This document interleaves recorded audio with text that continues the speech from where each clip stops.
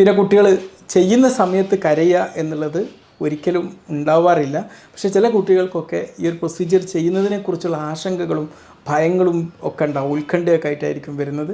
അത്തരം കുട്ടികൾ ചിലപ്പോൾ കരയാനുള്ളൊരു സാധ്യതയുണ്ട്. ഒരിക്കലും അത് വേദന കൊണ്ടുള്ള കരച്ചിലായിരിക്കില്ല, അത് മനസ്സിലാക്കണം. പല രക്ഷിതാക്കൾക്കും അങ്ങനെ ഒരു സംശയം ഉണ്ടായ കുട്ടികൾക്കാരും. പിന്നെ കുട്ടികളാണല്ലോ, അവർക്ക് എന്തായാലും എന്തെങ്കിലും പെർസീവ്ഡ് ആയിട്ടുള്ള, അവർക്ക് എന്തെങ്കിലും അവിടെ നടക്കുന്നുണ്ടെന്ന് ആലോചിച്ചാൽ തന്നെ അത് ആലോചിച്ചിട്ടുള്ള കരച്ചിലുണ്ടാവും.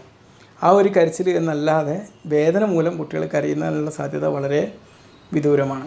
പിന്നെ ഇത് ചെയ്യാൻ എടുക്കുന്ന പ്രൊസീജിയർ ടൈം എന്ന് പറഞ്ഞു കഴിഞ്ഞാൽ, ഇത് ലോക്കൽ കൊടുക്കാൻ വേണ്ടി 1 മിനിറ്റും ചെയ്യാൻ വേണ്ടി 5 മിനിറ്റുമാണ് എടുക്കുന്നത്. പിന്നെ അതിനിടയിൽ ഒരു സമയം നമ്മൾ എന്ത് ചെയ്യും, അവിടെ പുറത്തോട്ട് വിടും. കാരണം ഈ ധരിപ്പിക്കാൻ കൊടുത്ത മരുന്ന് ഒന്ന് എഫക്റ്റ് ചെയ്ത് വരാൻ വേണ്ടിയിട്ട് ഒരു 15 മിനിറ്റ് പുറത്തോട്ട് വിടുകയാണ് ചെയ്യുക. പൊതുവേ എടുക്കുന്നത് 5 മിനിറ്റാണ് ഇത് ചെയ്യാൻ വേണ്ടിയിട്ട് എടുക്കുന്നത്.